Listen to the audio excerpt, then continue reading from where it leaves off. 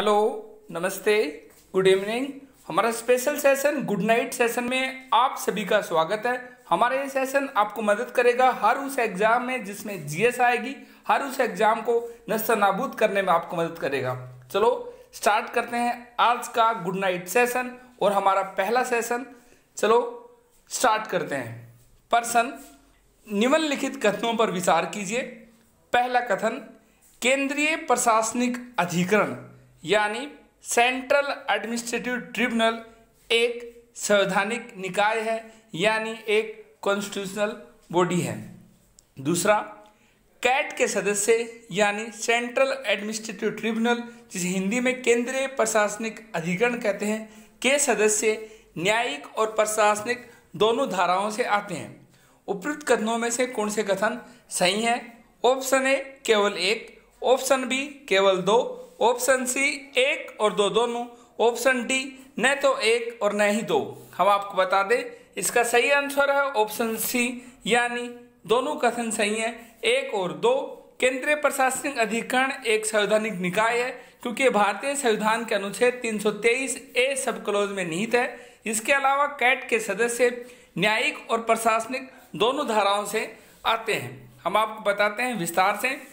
केंद्रीय प्रशासनिक अधिकरण यानी जिसे हम आम बोलचाल में कैट कहते हैं, इसकी स्थापना संविधान के अनुच्छेद 323 सब क्लॉज ए के तहत की गई थी। अतः पहला कथन सही है, ये एक संवैधानिक निकाय है। इसके अलावा ये संघ या सरकार के नियंत्रणाधीन अन्य प्राधिकरणों के मामलों के संबंध में सार्वजनिक सेवाओं और पदों पर नियुक्त व्यक्तियों की भर्ती तथा सेवा की शर्तों के संबंध में विवादों व शिकायतों का न्यायीकरण और प्रावधान करती है।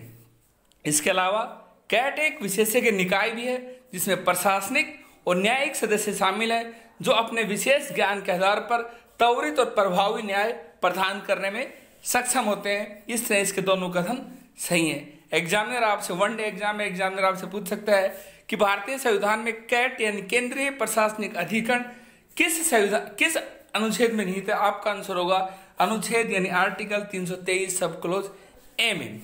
नेक्स्ट यानी अगला प्रश्न, भारतीय खाद्य सुरक्षा और मानक प्राधिकरण FSSAI के संदर्भ में निम्नलिखित कथनों पर विचार कीजिए।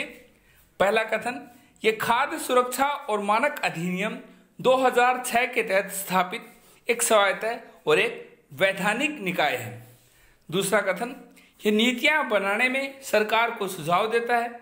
दूसरा कथन, उपयुक्त कथनों में से कौन सा सही है? ऑप्शन ए केवल एक, ऑप्शन बी केवल दो, ऑप्शन सी एक और दो दोनों, ऑप्शन डी न तो एक और नहीं दो। हम आपको बता दें इसका सही आंसर है ऑप्शन सी यानी पहला कथन भी सही है, दूसरा कथन भी सही है।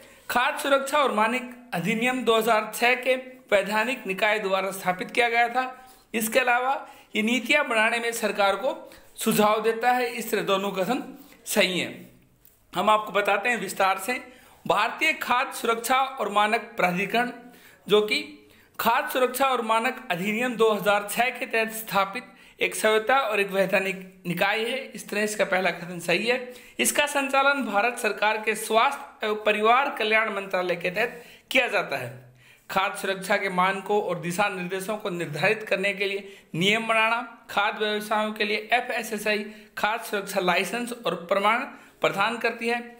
खाद्य व्यवसायों में प्रयोगशाला के लिए प्रक्रिया और निर्देश निर्धारित करती है और नीतियां बनाने हेतु सरकार को सुझाव देती है। इस तरह दोनों कथन सही है।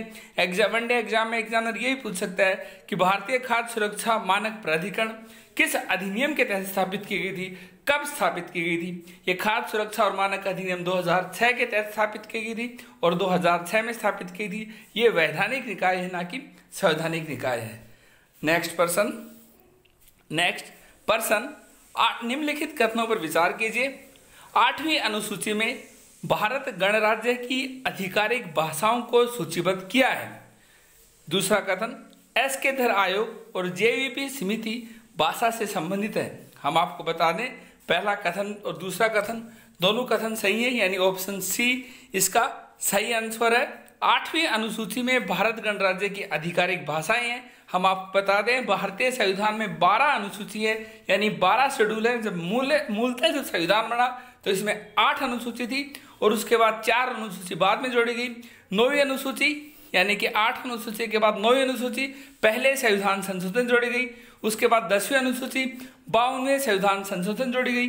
11वीं अनुसूची 73वें संविधान संशोधन से जोड़ी गई और 12वीं अनुसूची 74वें संविधान संशोधन जोड़ी गई। अब संविधान में 12 अनुसूची हैं, उसमें 8वीं जो अनुसूची है वो भारत गणराज्य की आधिकारिक भाषाओं को सूचीबद्ध किया गया है। इसमें अब 22 भाषाएं हैं। इसके अलावा दूसरा कथन भी सही है, SK आयोग और JVP समिति भाषा से संबंधित समितियां थी। इस तरह इसका सही आंसर है ऑप्शन सी, दोनों कथन सही हैं।